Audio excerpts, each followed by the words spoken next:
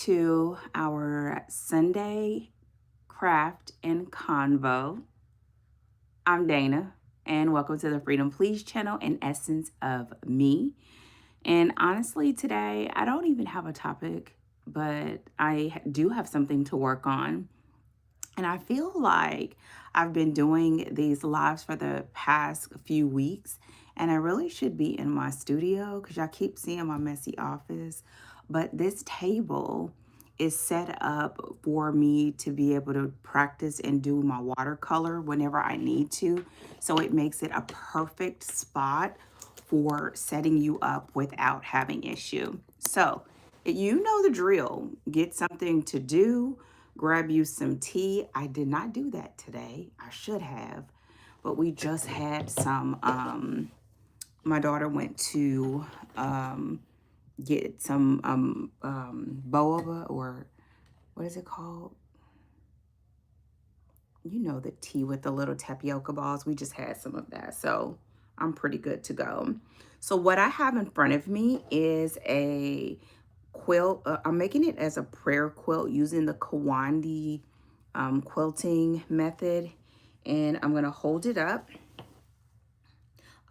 Y'all, I'm really almost done. I didn't get to work on it much this week because I had a very busy week. I'll talk a little bit about that. But I'm ready to go. So before I start like chatting and giving you all an update on my personal curriculum and what I have going on, because some crazy stuff went on this week, I'll share that with you. I'm going to get set up. So this is already started. I already have thread on here and I don't need to add any fabric right now. And as a reminder, I am hand sewing this. You're adding the pieces as you go. If you go back to the other lives and you'll see me actually start it, but there is a backing fabric and there's already batting on the inside and the top fabric is laid on top and you are sewing it down as you go. I'm using Coats and Clark thread, and honestly, there's not a whole lot any other supplies. I don't know what the needle size is because I'm using the needle that I got when I took the class when I went to the quilting festival, and I think is a size 24, but I'm not sure. So don't quote me. And I'm making this for my husband. I did not do it fully like the traditional because I didn't put the little corner things on it. I wanted him to be able to take this with him and fold it up and put it in a bag and not have to worry about any of that snagging. When I do work on it, I don't do it when I'm talking, but I've prayed. I have scriptures that I've been praying over for him while I've been working on this. And I've been sort of thinking about maybe even adding some to the surface. But I've decided if I do that, I'm going to do it towards the end so I don't have to worry about that right now. I just need to keep going. I have a lot of the pieces that I'm working on currently pinned down, and it just makes it easier so I'll know like what pieces I've already picked and which one is spaces that I don't. And you can see this whole section, I have not put fabrics there yet, but I'm not there yet. So let me get comfortable. Okay. I should have took the sweatshirt off, but I'm not because I'm chilly. Okay, so I'm going to set up to do this and I'm going to show you the update on my watercolor class. Y'all, this week, first of all, I thought I loved last week's class, but I really loved this week's class. So I didn't do that well on one of the pictures. I'm going to still show it to you, but I didn't do that well. However, one of them, I fell in love. Oh my gosh. So let me show you. Here's the one that I messed up on. So what had happened was, this was my tulip at first. And I did not realize, I think they call it glazing. And then every time I did it, I was messing up. So it kept bumping the edges out and I was trying to overcorrect. And then it turned out like this. Y'all, why does this remind me of the plant off a Little Shop of Horrors? This is, so this one didn't turn out good. And then I did the same thing with the leaf. The leaves look gone crazy too. And then if you look real close, I got water and then it started running on the outside of the lines. See that? So Yeah. And this one was just, yeah, not that good. But then we did this, and I fell in love. I loved the technique. I loved doing it. Me too. And this was so much easier, and it was just carefree. And I didn't even use, I think I told you guys, I decided for this watercolor class that I was not going to buy a whole bunch of stuff. I had bought stuff to start doing watercolor, and I was like, I'm just going to use what I have. So whenever she calls out a color, I just look at it on the screen and try to get as close to that color as I can and just let myself be there to learn the lesson. And so I don't have the colors that the other people had, but it still turned out really good. Like the technique is really easy to do. And the other day, I wanted to try, I think I showed you all that I did this page in my journal, and y'all, it was messed up. I don't know what I was doing. I messed the page up so bad, I just stopped. I don't know what I was doing. in my head, in my head, I was making like petals in the wind. Y'all, on the page, it looks like like I let somebody's toddler loose. So this is what it looked like, and I just stopped. So, and then I came back and I used the technique that she shared, and I started doing some other flowers. So I'm going to come back and I'm going to fill the rest of this page, and I'm just going to let this be a lesson that I just don't need to just be winging it. I can't wing it that much. I'm not good enough to wing it yet. So the point of this story is I absolutely love that technique. I don't remember what we're doing this coming week, but that is something I plan to do more and more of. So I'm thoroughly enjoying the class. Let's see. That's all that I have on the watercolor. For my reading, I actually had a really great reading week. I finished, I told y'all last week I finished Before I Let Go Again by Kennedy Ryan, which went really well. And I want to talk about, I should talk about it and do the book review or something. And then I also am finishing a book in it's called Demigods of San Francisco is the series. And so I'm reading, it's called Sin and Magic. And I'm almost done with that book. And so that's going good. That's a book that I'm reading for a book club. And then I found this other book club where she's doing books that were turned into movies. And I was like, oh, that would be interesting. I've read books that have been turned into movies. The general consensus for me is I normally don't like them as much as the book, but I thought it would be pretty cool to do a book club like that with people I don't know. Because I always learn so much from those as a writer and as an editor. One of the things that I really like doing is really thinking about like reader psychology and what readers are looking for and kind of what their reasonings are.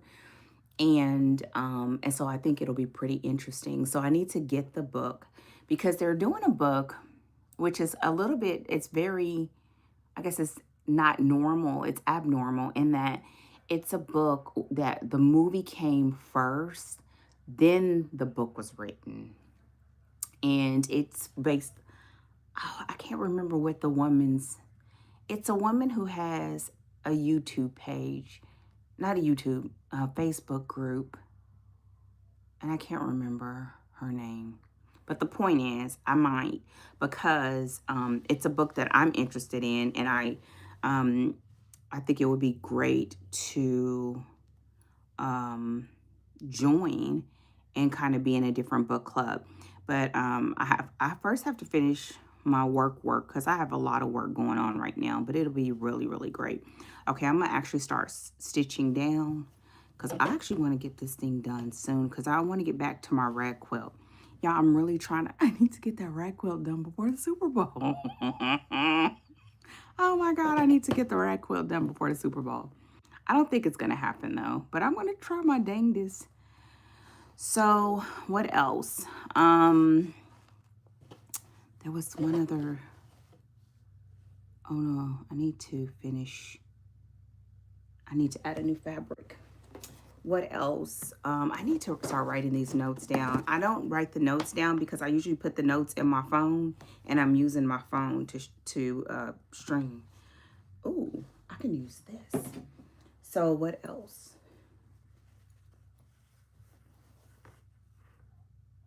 I think I'm gonna use this. I need to add another bit of yellow. I haven't done that yet. I think I know where I will. I like adding, I said before, I like adding a little bit of yellow or some color that I'm using to represent the triune God. I'm gonna make it a little bit bigger. And then I'm not gonna put it right here. I think I'm gonna put this big piece of the Cowboys, another piece of the Cowboys. Let's see what else. I had the reading. Oh, another part of my reading challenge. And y'all let me know what you're working on. If I miss your comment, know that I do go back and check for comments. Oh, this is a huge piece. I think what I'm going to do is use this piece, but then I'm going to cut. I think I'm going to cut like right in here so that it'll kind of be like this. So we'll have a full Cowboys and a full, those footballs and the star. I usually don't do this, but it sort of reminds me of like fussy cutting. Ooh, that one, this side has a helmet. This piece is so crooked. It is so crooked. Oh, that piece is better. I think I could. I think I could do this piece.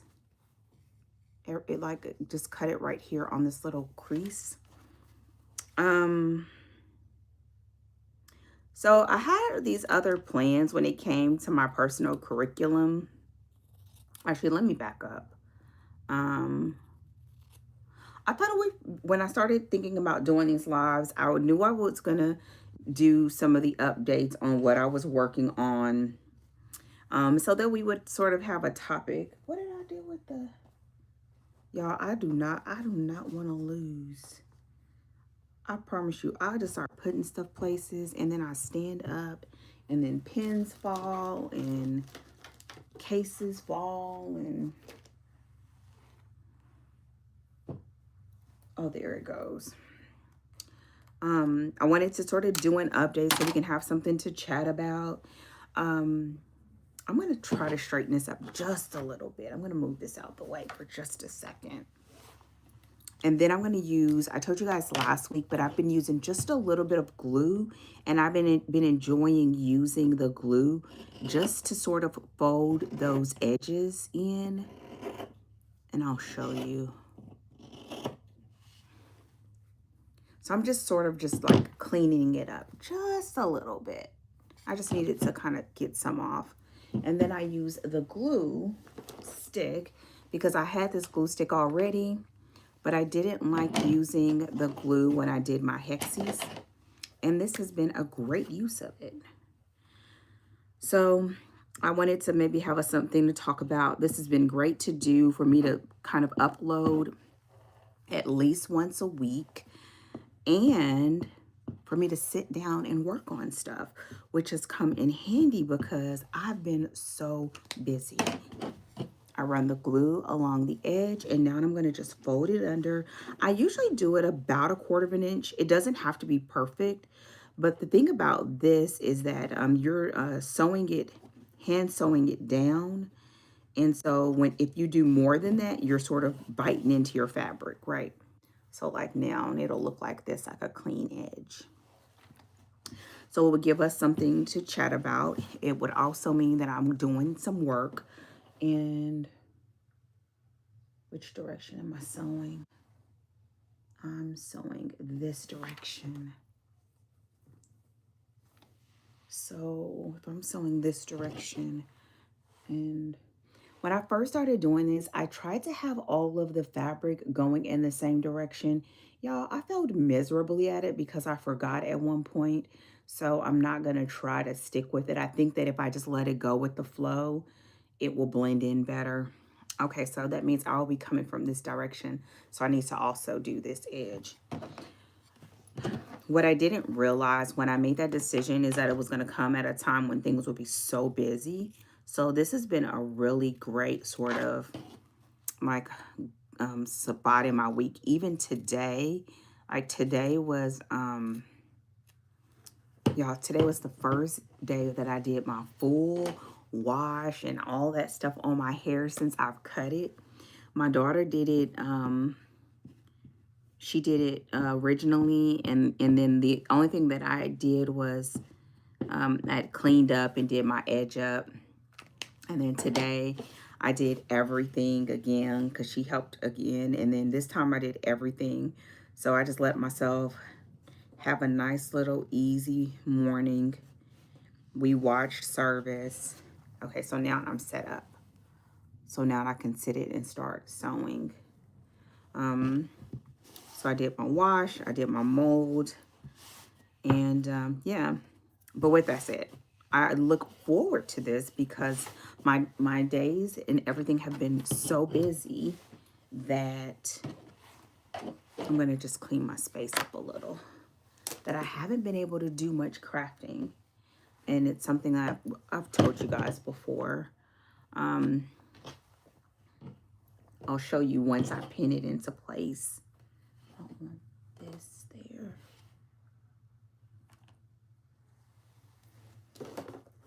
Y'all, I really have to be organized because one of the things that helps me be able to just craft for a few minutes here and there is when everything is where it's supposed to be. Okay, I usually will fold the bottom of the quilt up so that I can get as close as I can to the space that I'm working in. And once I lay it in the spot, I will show you in the camera. Another thing that I like to look out for, and I'll show you when I hold it up, is I try my best not to align edges, meaning like when a fabric ends, let's say, for example, that this is the edge of a fabric. I try my best not to take the next fabric and not bump it up like this, right? So they're even. I try to offset it either one way or the other. And it makes it just look nicer on the quilt. It makes it look as if you can't tell when a piece was put down. And so I try my best not to make the edges sort of line up. And I'll show you once I sort of pin this down.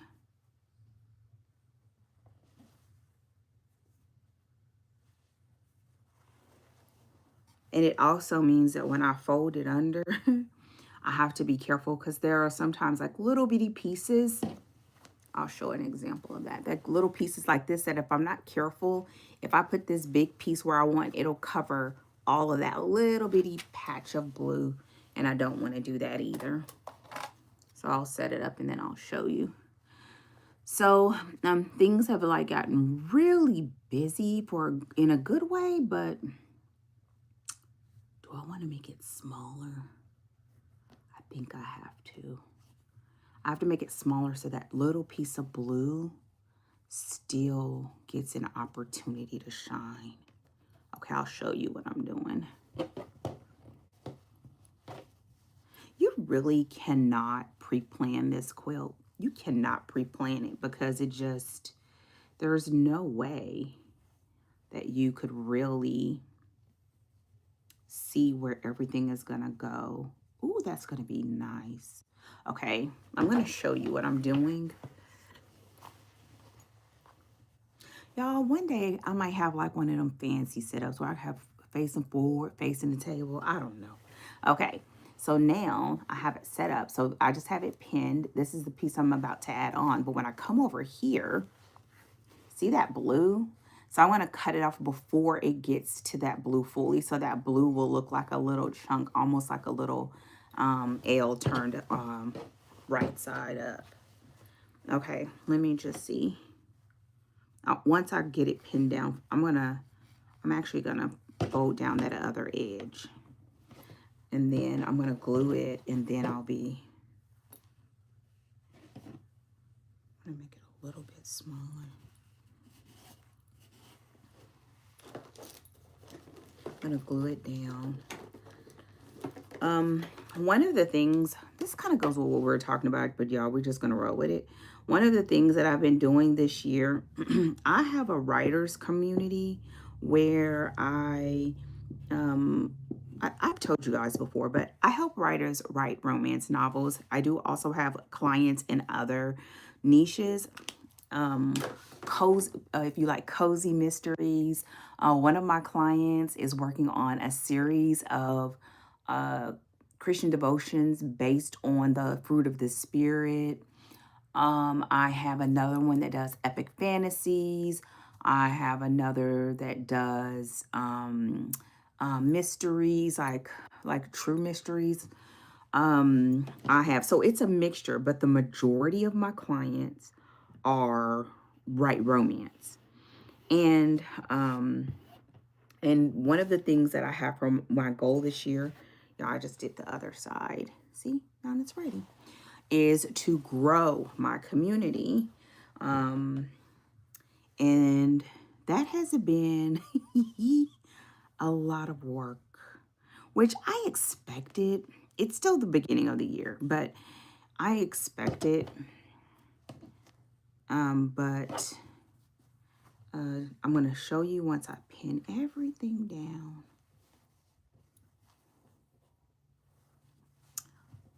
One of the things, where are my pins? Yeah, I do hop around a little bit. I'm sorry. One of the things that I am learning about this quilt is when I do it again, I'm going to cut the batting about maybe like a 1/2 inch to 3/4 of an inch smaller than the actual piece. Because the more you are sort of, you know how when you quilt, it can cause the actual quilt to kind of shift a little bit. The batting feels like it's shifting a little bit. So, I feel like the, oh, this is going to be so nice. The batting is sort of getting a little bit like, kind of like crumbled a little bit. Like, I hope it's not going to be too ripply, but it kind of feels like it might be. And so I'm just going to have to deal with it.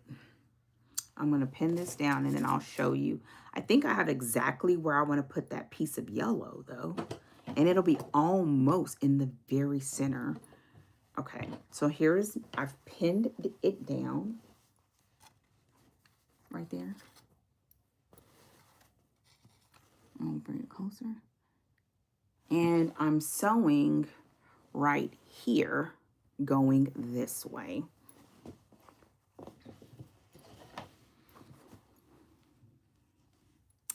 So when I'm in a phase of like growing, it means that, okay, I'm going to tell you one more thing. I'm so sorry. So what this means, when I get ready to sew this on, I have it pinned. Here we go. So here's the needle, and I'm about to go this way. But if I go this way, all of this section would be without stitching because I didn't add it on when I did these areas up here. So what I'll do is do a small stitch here and underneath go up to this edge. I will sew across. I will go down. I will sew back until it meets the spot where I should have came up. And then I will keep on going. Is that the way that you're supposed to do it? I don't know. This is the, like when we were there, we were just doing it as we went through the class. So this is one of those times where you just sort of low-key, you're figuring it out as you go. But it also means that everything is stitched down the way that it should be, or, to make it nice and secure. And you're just sort of like the way you do when you're sewing on your sewing machine, when you're looking out ahead of where you're actually stitching. It's sort of like that.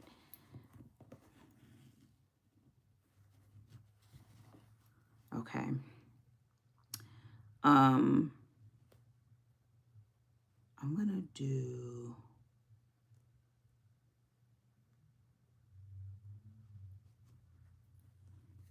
I'll pull it up so that technically again, I'm going to do this. Wait, I don't want to pull that needle out. So I'm going up behind, how can I show you this? You can't see it. Hold on. Wait, I'm going to see if it'll focus there. It's focusing on me, but see that little thread right there? It's sort of loose, so I have to hold it in there and fold this down and stitch across so that that thread is sort of just basically off in there, like tight, you know? So I just sort of carry it a little bit. And what I'll usually do is do just a little bit of a back stitch to sort of lock in that corner. It means that that first stitch is hard because it's going through all of these layers, but it also means right there that it is nice and secure. There we go. And it's down. Okay, so I've been not dealing with that, but learning through that.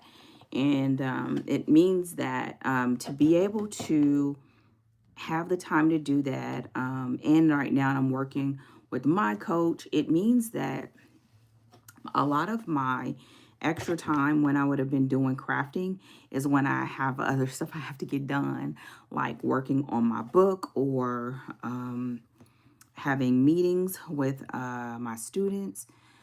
So things have been going a lot slower than I wanted, but I'm not complaining because the great thing about all of this is I've been planning these. So at a minimum, I get an hour. And usually I'll do some. So I've been doing this, and then I also have been doing the watercolor class. So even though it may feel like I'm not getting as much time as I'd like, I really am having some great crafting time. Another thing, whenever I go up on the stitches like this, especially when I'm sort of anchoring down this piece, I will do the stitches a little bit smaller. I don't know if that's how you're supposed to do it, but I'm doing that so that when you're done, it really actually looks really cool. And that the edge, like you really can't, I mean, you can tell it's been added, but it looks really smooth. So I think that when it's all said and done and like I press everything, that it's going to be really nice. It's a lot of fabric right here. I don't know if I would recommend this for people if you have any sort of like arthritis or you have a condition where your hands, like your hands may ache or anything like that. Because like right now in this section, I'm probably going through a good 8 pieces of fabric and batting at the same time by hand.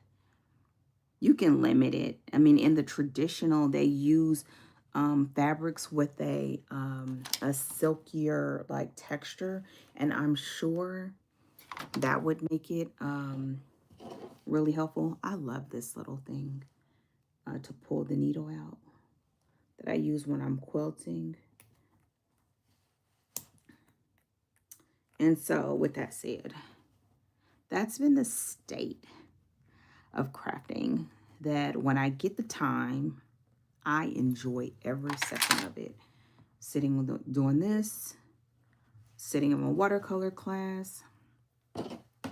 I usually, for the watercolor class, I literally just get out of a client meeting to log in to that class to be able to attend. And I'm not complaining because I knew when I signed up for it that it was going to be a hard ask, but I was going to do it because I want to do it for me. So, ooh. Okay, one of the things I almost forgot is I had some of these other fabrics already pinned down, and I would have had pins stuck off in there underneath the fabric. So I'm going to get those pins out. Another thing that I've said before is when she ended off her threads, she just went to the back of the piece like you would normally do. And I try to hide my threads. I don't want them on the back like that. I just don't like seeing that. So I try my best to hide it. So I hide it and I'll knot it off underneath one of the fabrics. So literally like on this one, I'm lifting it and I'm knotting it off under here. And then this fabric will flip down and cover the knot. So that's the way that I do it. And then I'll leave the tail long and then I would just wiggle it through the batting underneath so that I knot it off a couple times and I will do that. And then that thread is sort of just somewhere in that batting. It's not like you would have like a bunch of wear and tear on this sort of a piece. It's not like you're giving it to a kid or it'll get roughed up. It won't have to get washed a bunch of times. Even if it did though, it would be fine. And it's going to an adult. So I'm not worried about that part. But I think it's a good practice to just like pay attention to that, because if you make it a habit of that's the way you handle, you know, your ends or you hide your knots, etc., then you don't have to worry about who's going to get this quilt. You know that you handle your strings or your ends or your changing of thread or whatever, or your changing of yarn in a suitable way every time. I should have worn my readers today. That made it so much easier last time, even though I feel like my eyes look like fish bowls. Okay, so I'm actually going to hide this. When I hide it between, I make sure that it does not go to the back, of course. And I just wiggle through the batting. And then I pull it up through the fabric a ways down. And then pull the needle off. I need a pin cushion or a little needle minder when I'm doing this.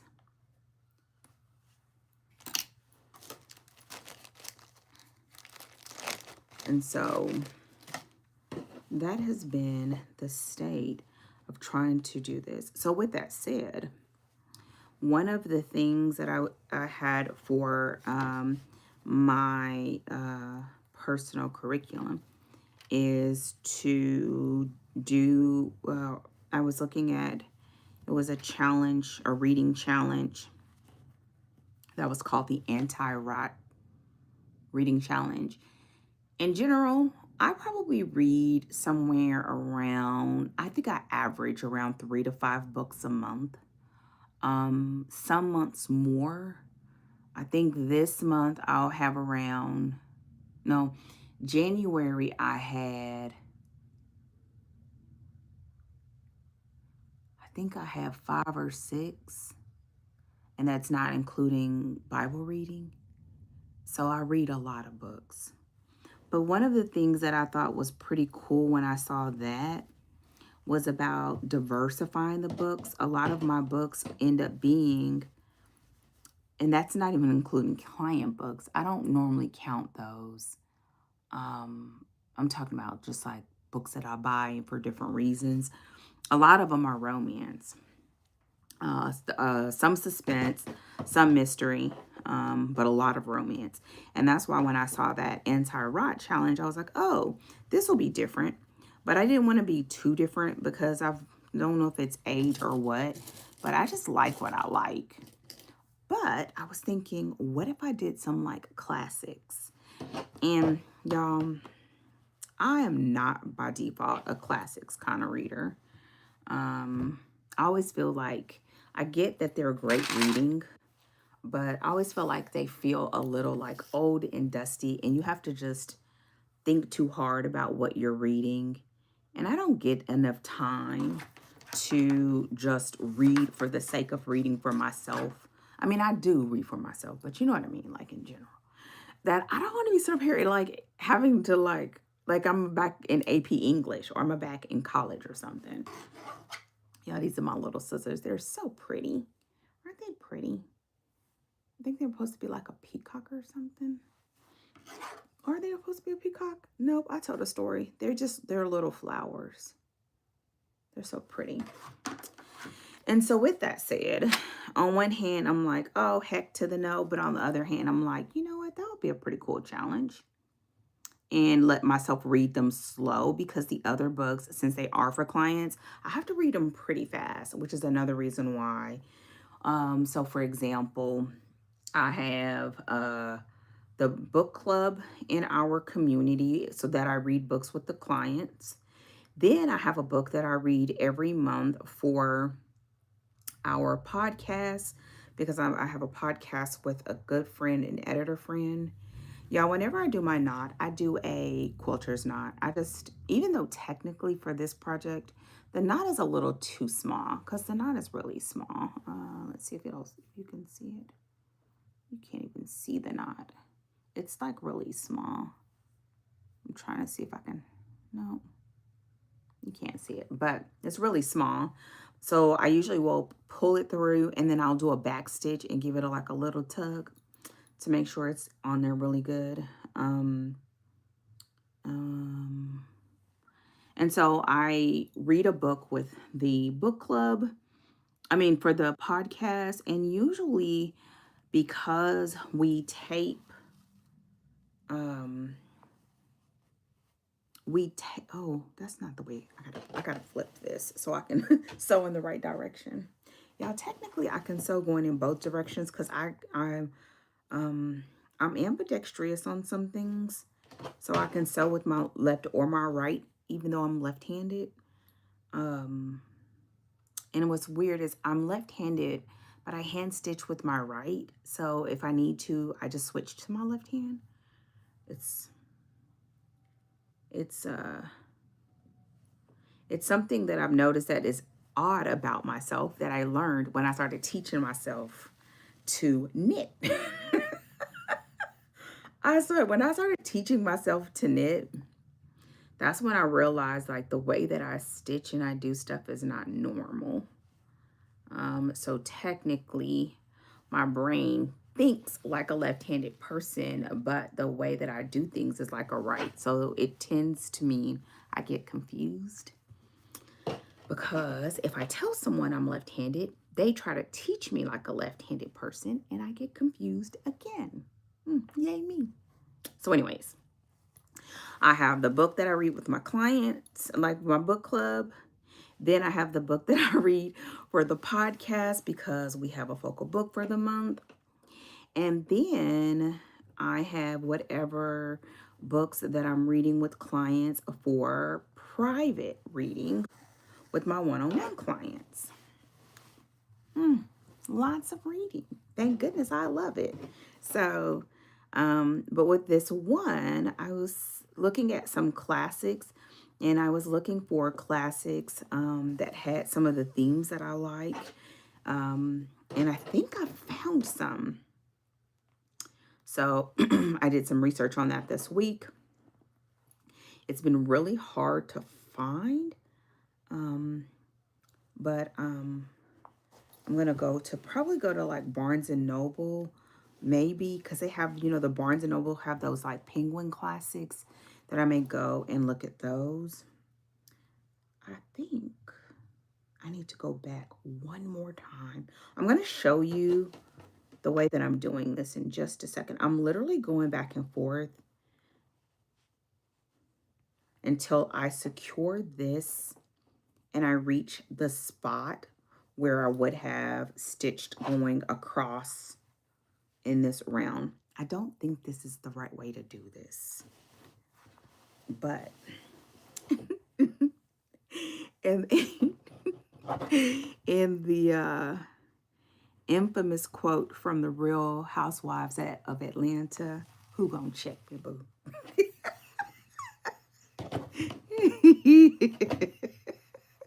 Say, who gonna check me, boo?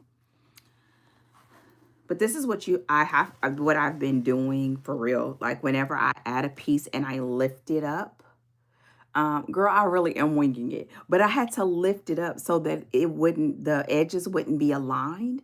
So that's what, like, I didn't do it on purpose. I'm just working with what I have.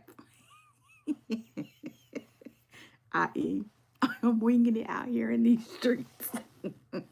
So I was researching some classics that I was looking for that either had minority, either characters or authors.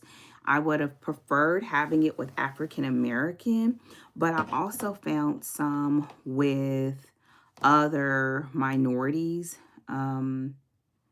And I'm not going to say the titles yet because I'm researching them, but I don't know if it's 100% correct. You know how it is when you see stuff on the internet. And so I'm going to I'm going to go to either Barnes and Nobles. And if I don't find that Barnes and Nobles, I'm going to go to the public library. I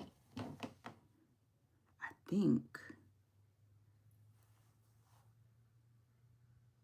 When I finish this, I'm actually going to knot it off, and because I can't go back without messing up the location. So I'll show you, and then I'm going to tack this end down, and then I will be back on track. So yeah, so all of that is to say, that's been a part of what I've been working on. But I was saying all that to say this. Well, I mean, partly it was like kind of, even though I read a lot, like looking for other things and diversifying my reading list, which was something that was a part of my list. But also, while I was doing that, I shared on my other YouTube channel. If you've ever looked, I'm starting a YouTube channel for like, I guess not business, but I guess kind of business. It's meant to go towards what I do, which is teaching, well, helping romance writers and helping writers write addictive stories. And hold on, I'm gonna show you. And so on over there, in my video for this week, I announced,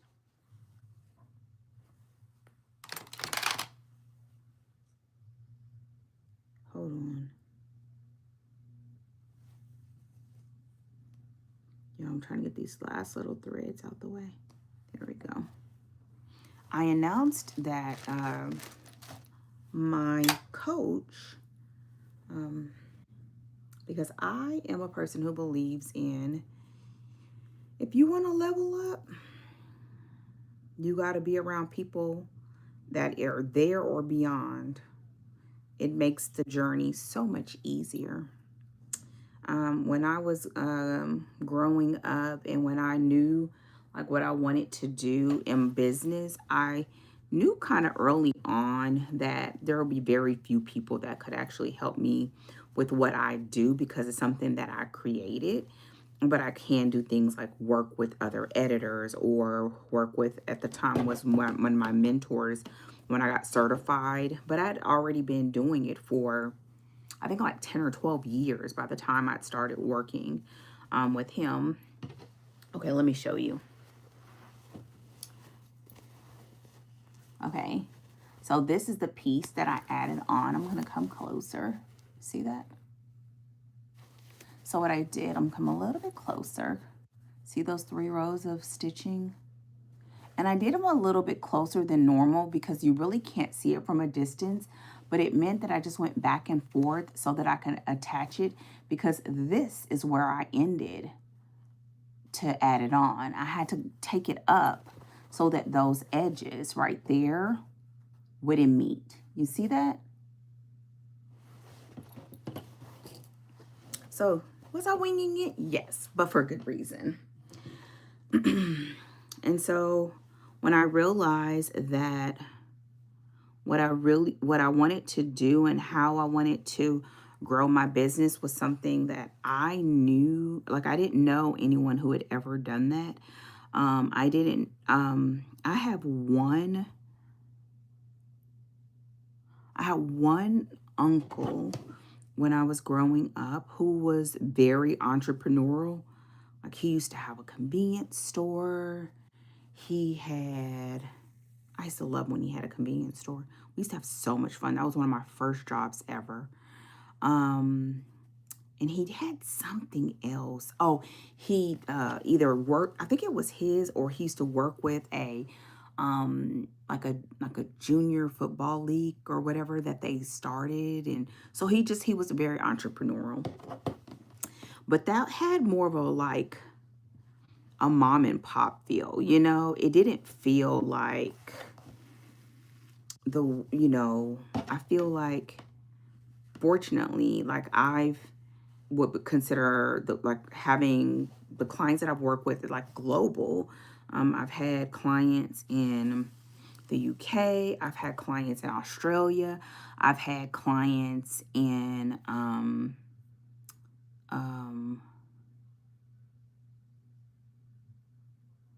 Dubai.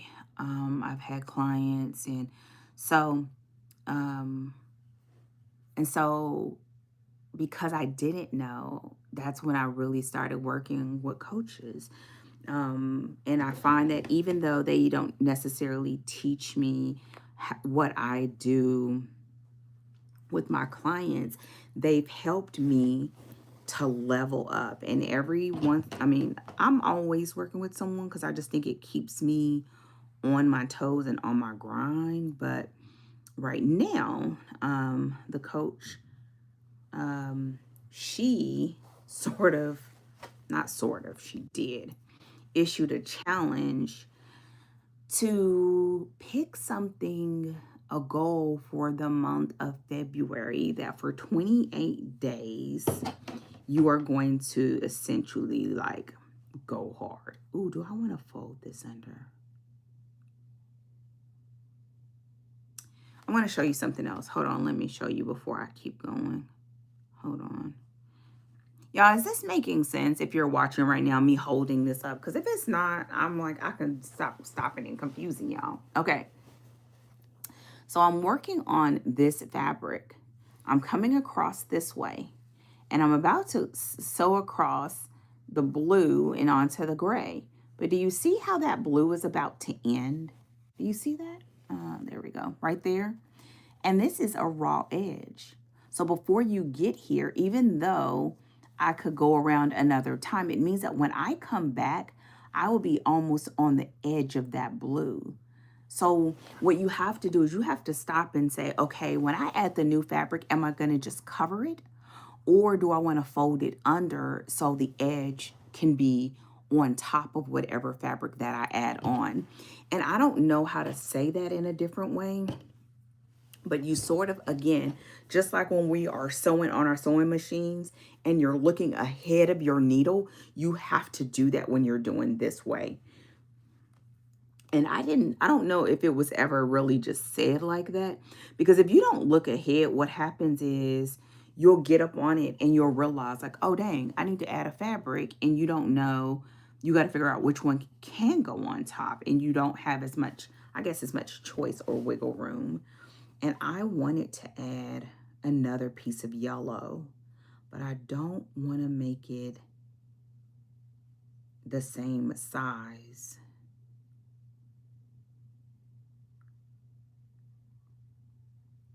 I could put it on top. Hold on, y'all. Let me just think for a second. This, I feel like it feels like it's problem solving. All the time problem solving. If you use a lot of large pieces, you don't have to stop and problem solve like this as much. But if you use little pieces like I was doing, I have to do that a little more often than probably other people do. But it's because I was using a lot of scraps. So it sort of like comes with the territory.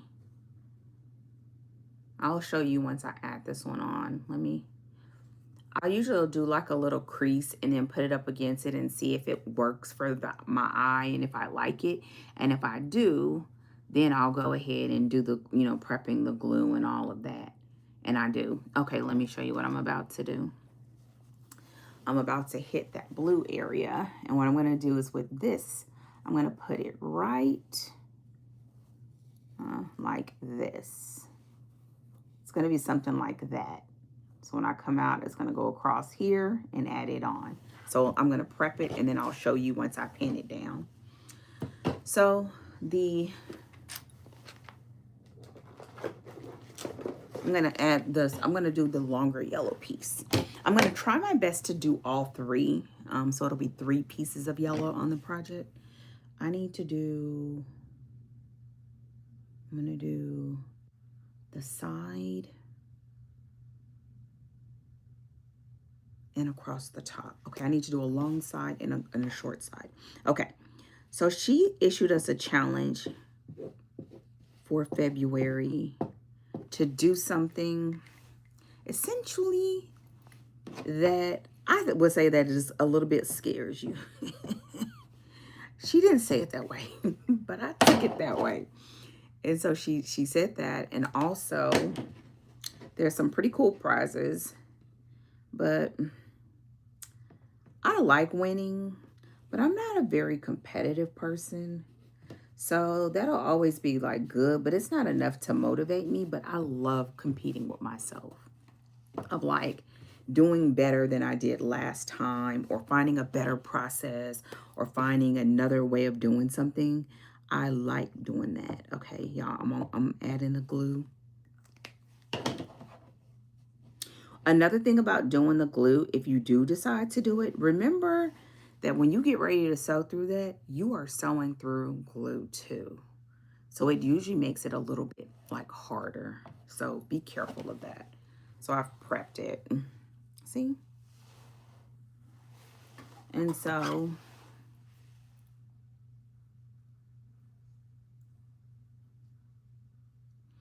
one of the things that I think would also make this little project different is the fact that, oh, that's not what I want to do. You don't have any raw exposed edges, which is different than when I did the slow stitch journal cover, because I did have like raw edges that showed on the fabric, but you don't do that with this. So whenever you cut your pieces, you have to keep that in mind, because if you do the piece too small, when you fold in those 1/4 inches, just like when we're piecing, and you could do it more, because I think some people did it as much as a 1/2 inch, and sometimes I do if I don't want the piece to be too big and I want to take it down some. But it means that that takes off on your sizing. So when I have this like 2.5 inch strip, it takes it down fairly small. Like if I really had my way, I would probably say don't do anything less than 3 inches. But in this case, you know, I have it because I needed to.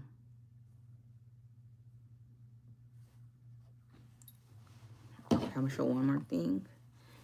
Because I'm about to add the yellow on, I made it so that, hold on, there we go. The blue, I folded it under, so it's no longer a raw edge. You see that? I folded it under, tuck it, and now I'll put the yellow. So this edge can still be seen, but it will be tucked in and it won't have a raw exposed edge. I'll show you in just a second. This is going to be pretty. These little pens have been like the truth. I've really enjoyed using them on this project. I don't even know what pens they were. I bought them a long time ago. I've showed them before. I didn't like using them before because they were fairly small. They are really sharp, but the length always felt like it was too small. It's almost been an hour, y'all. We're almost done. So, but they've been perfect for this because they're sharp enough and they are thick enough to go through all these layers, and they don't slip out. So they've been really, really great additions to this process. Okay.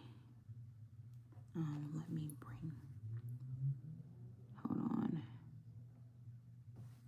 So she issued a challenge, and I decided, look, and I decided to Oh, I should have just went ahead and did this whole thing in. I'm going to go ahead and do the other side. I'm going to glue it down because it's so small. Hold on. I laid it down and it was so, oh, unless I can do this.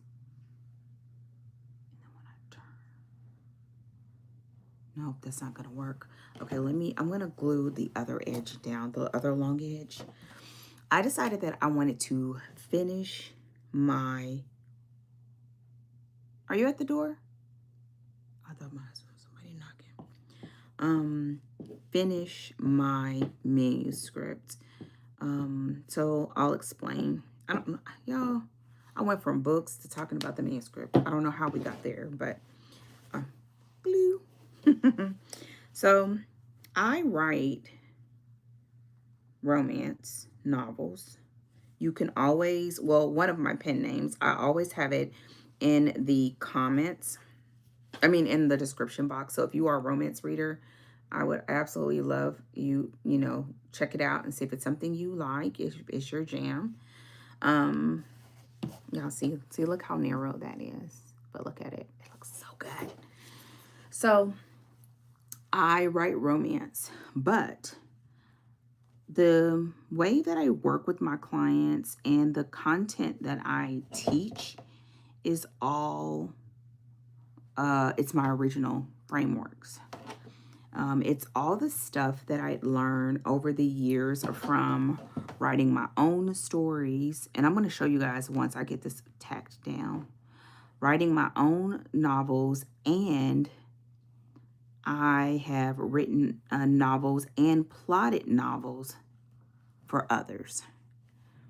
And so for a while, probably about, y'all, this is so, for probably about 6 or 7 years, I used to plot novels for other writers. And while I was doing that, to be able to meet my deadlines and and to be able to do it in different types of genres, I had to learn really quick. And as I was learning quick, so I'll give an example. I may be on Monday working on like a mafia romance, and then on Wednesday I'm working on a YA novel, and then on Thursday I'm working on YA is a young adult, and then on Thursday I may be working on a fantasy novel. Like I had to learn.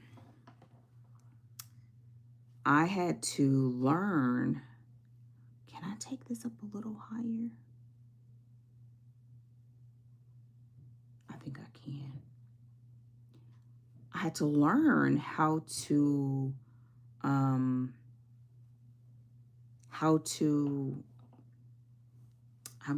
trying to say it in a way just in case you're not a huge reader that you get it, but basically like I had to learn what the reader's expectations were and what those books required to be a part of that genre, and I had to learn it for whatever genre my client wrote in. Because when I plotted their novel, basically, I had to plot it in a way that was what their readers liked from them and what they expected from those books. And when I did that, it became a very useful tool, and it became the basis of how I work with my clients, especially my one-on-one clients. Okay, hold on.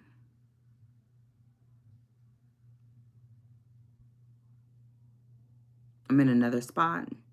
I think I want to bring in another blue. I feel like I need a big piece of blue. Ooh, I got a big I have this star. I was saving it. I have a star and a helmet. I think I want to do the star, but it might be. This is going to be so pretty.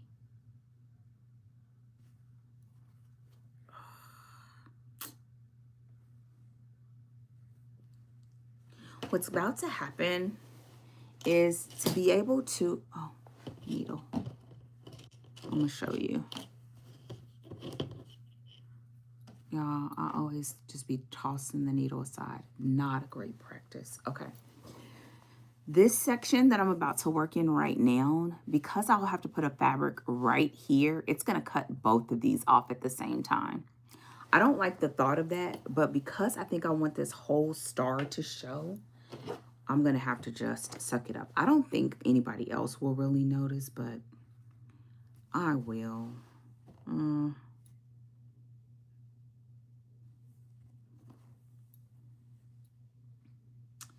the little cowboys is going to cut off just a little bit because I didn't leave enough edge on there. I'll show you once I pin it on.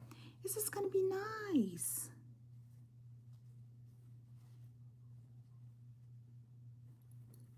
Hold on.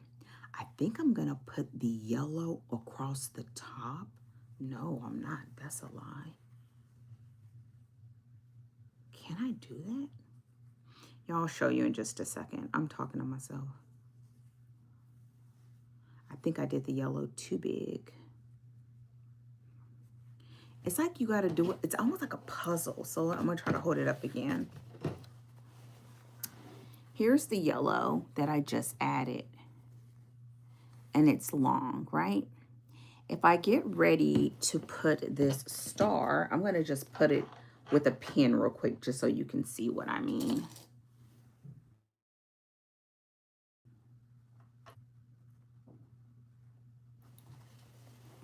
If I put that star down, then that means either I'm going to cover up a big chunk of that yellow, or if I were to pull it on top, it will cover up that star, which means I would probably put it underneath and cut the yellow down, but I did it that long to have a big piece of it, but I may have to just be okay with the fact that I'm not going to be able to have that and the star too.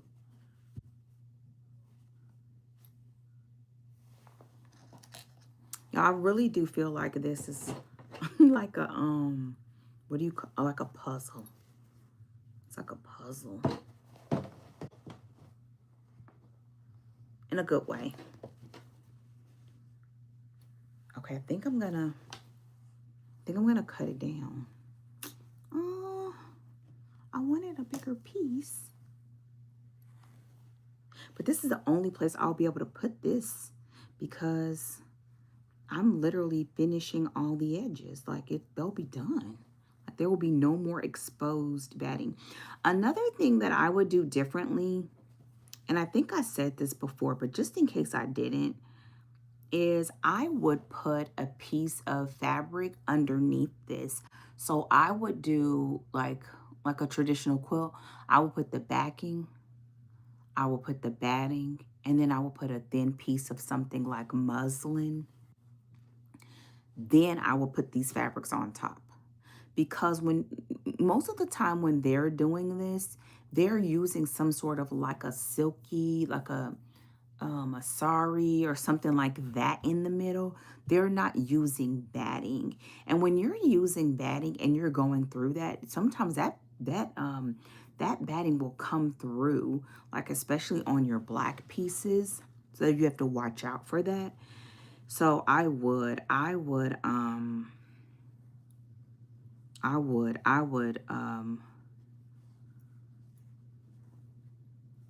ooh, y'all, this is going to be so pretty.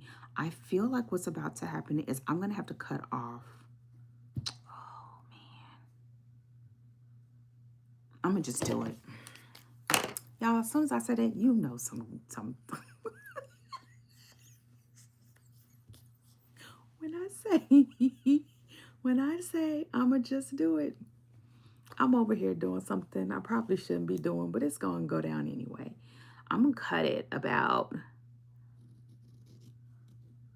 3/4, 3/4 of an inch shorter than what I actually, I mean longer than what I need. So I can fold it under. I'll show you.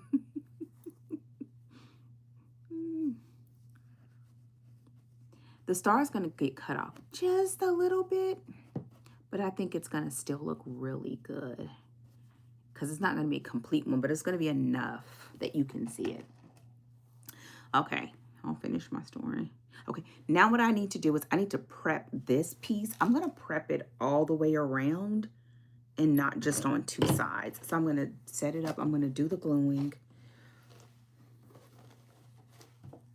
Y'all, I cut off this much from that, so it's back to a regular size. It's probably a little bit bigger than a quarter, you know, quarter of an inch, a 2.5 inch square all the way around. So back to the coach. So she basically, she put down the challenge, and what I worked with clients, the process that I use when I work with my clients is one that I've done. Clients have had success with it for about, I first started using it on myself. It's been probably over 10 years, a little bit longer than that probably.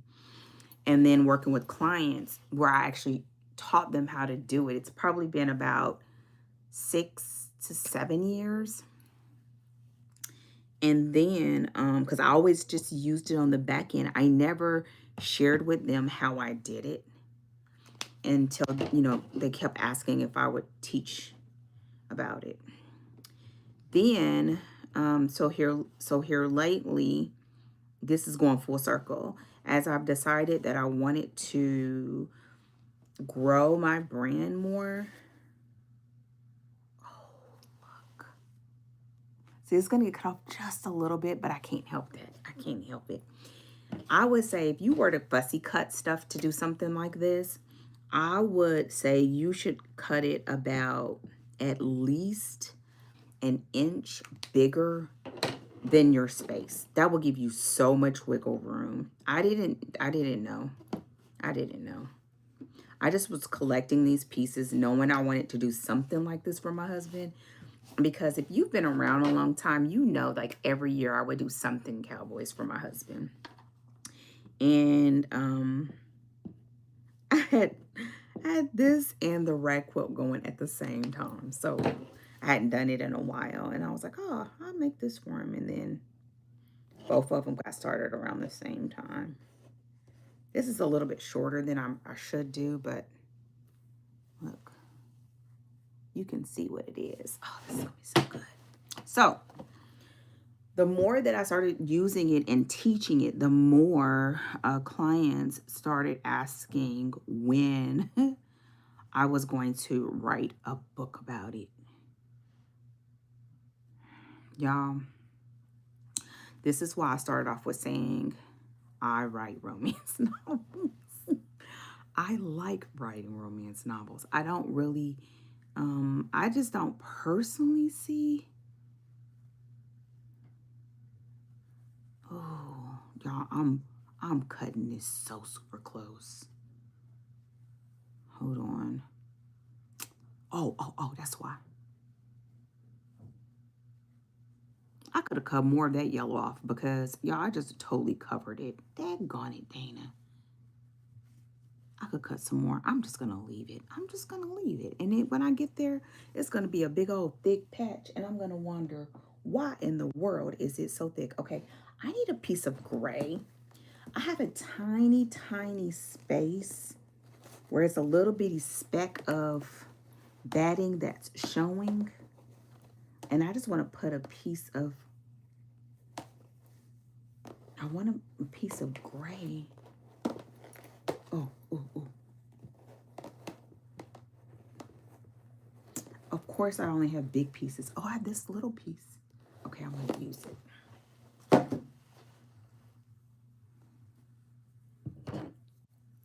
I'm going to cut like,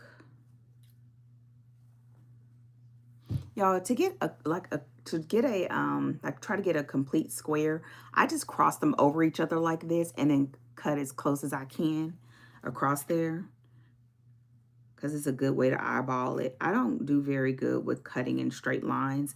These scissors help a lot, and then doing stuff like that make it so that I almost get a perfect square. I'm gonna tuck it underneath here.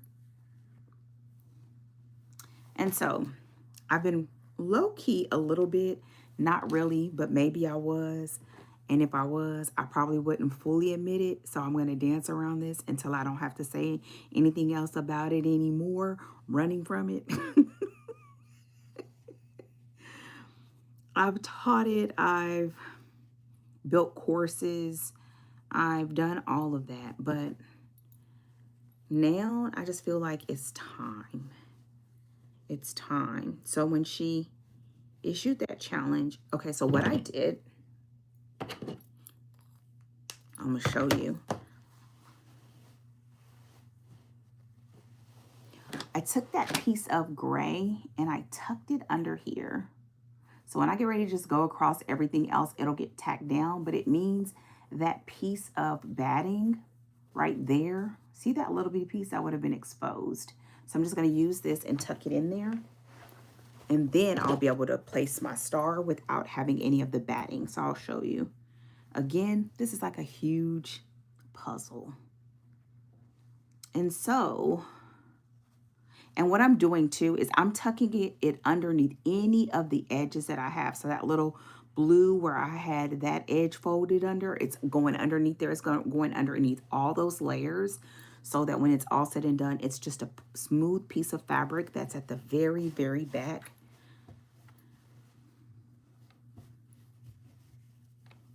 And now all of this is coming together. I think I only have a couple of sections where there's any batting that's still showing. I'm gonna show you where I put the cowboys. Put the star. So I keep going back to the so I kept being asked over and over again, and then this challenge came up, and I just was prayerful about it, but I also knew it's time. And then I'm just like, oh my goodness, am I really about to do this?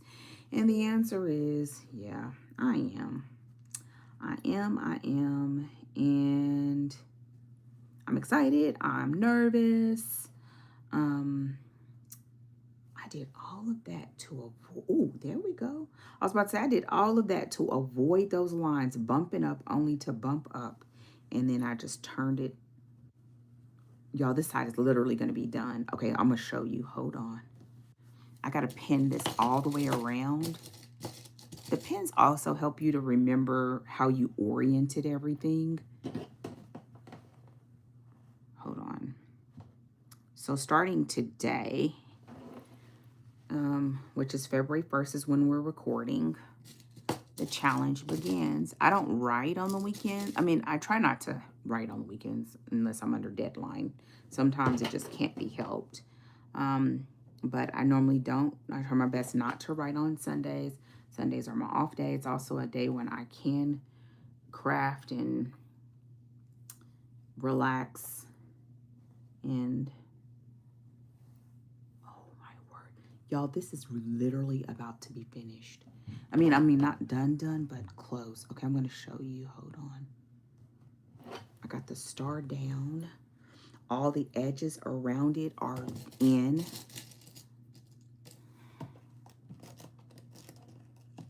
And so I'm writing a book around my method, ouch, of plotting romance novels. Y'all, it's coming together so good. Wait, I'm going to show you.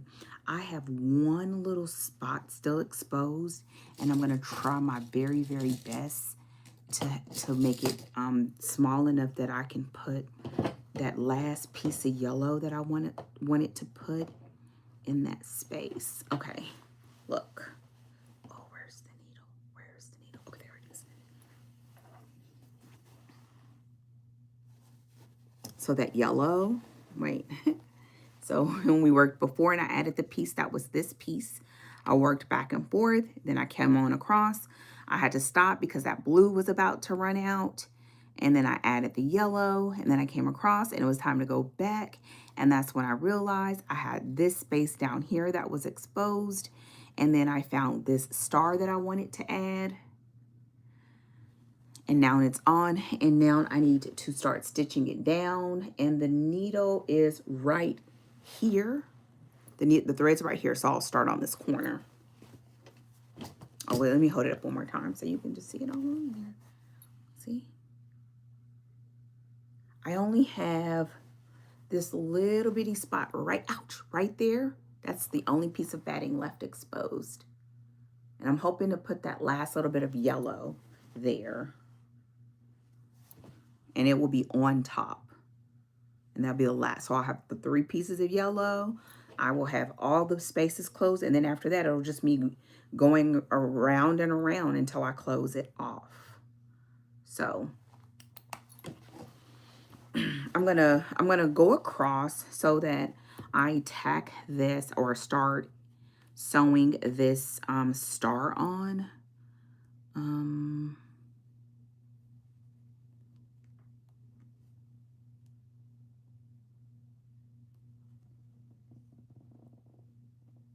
Hold on. And so that's where I am. I think it's a long way of saying, I mean, I'm going to bring it around. I always try to, like, as I'm doing it, it's like, I don't want it to be where it's like the Dana show. Right? But, you know, I feel like part of this is realizing that there are some things that we want to do or we feel like we're purposed to do, and we wait. You know, we wait, whether it's out of necessity, we wait out of fear. A lot of times when I'm working with women, I find that they wait because they feel like they're trying to, you know, raise their kids and, you know, do what they have to do to take care of their families. But then the reality is one day they wake up and everybody has sort of gone on with their lives and they're all thriving. And she looks up and she's like, how in the heck did we get here? You know? And I've tried my best my entire life as much as I could. Like once I could control it, I just really always try my best to never be a person where I got lost in what I had to do for others. I love my family. I sacrificed for my family. I did what I had to do to contribute to my household, to raise my kids. But I always made sure that I did things like what we're doing right now. Always. Always. I don't care if all I could do, like I told y'all this week, I don't care if it was just me been able to do it this hour. Now my kids are older and, you know, I don't have the same concerns. But when they were younger, I don't care if I sat down to crochet for 5 minutes, 15 minutes, you know, and then I would, that's when I started imposing, going on retreats. And when I didn't have a retreat to go to, I created my own retreats for myself because I just did not want to wake up and one day see that I did all this stuff for everybody else. And then I'm like, what about me? Right? Like, what about me? And so I would say, you know, find a way that you're able to, you know, be on your list. Now for me right now, it's harder. I ain't even gonna lie. But it's because I'm getting to do some things that I've always wanted to do. And that is, you know, the saying is, you pay the cost. Y'all, it is on here. You pay the cost to be the boss. And I'm the boss. And I'm paying the cost. I got, you know, employees to pay. I have team to lead. And it's something that I, used to honestly be a little bit, I don't want to say scared, but I guess a little bit of like doing what I do now, of like that my business is a business that keeps people with jobs, you know? And oh, let me show you. Okay. And then this will be the last thing. And for you, it may not be that, but I don't think it has to be something that's a huge thing for it to be an important thing. That's what I'm saying about that. What I'm doing is exactly what I want to do. But I'd feel the same way whether it was just me learning how to do my watercolor or going to learn how to quilt or going to a crochet class or a knitting class. I'd feel the same way because I always found, again, it was important to have myself be on my priority list. So I'm going to hold this up.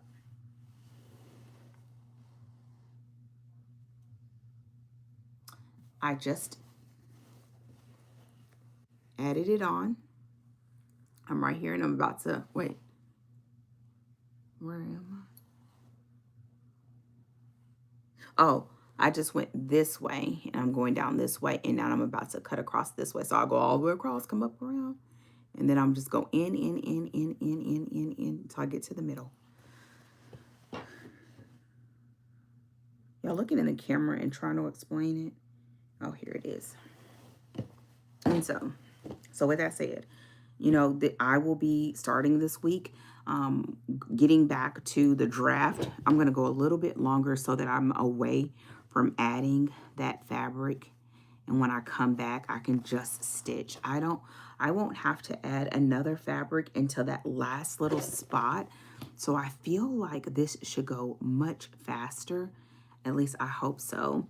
When I'm going around, I'm going to be making sure that I don't have any additional exposed raw edges, that everything that needs to be is turned in. I think I have like one more spot, even though it's not batting that's showing through. Like there's some of this area where I have a lot of this gray because it was a huge piece that I may go in and put some more fabric on top just to add a little bit of color. And I'll show you where. I'm gonna get to the other side of it because I'm talking about this section right now. But yeah, so I'll be working on that. And my goal, just to kind of close that up, is to share on I will be sharing with my wait list as I go through the process of writing it. And my goal is to get at least 1,000 people on my wait list for the book. Oh, it just, which y'all, that could be an insane number, but I'm going with it, okay? I'm gonna do it. I'm gonna just do it, okay?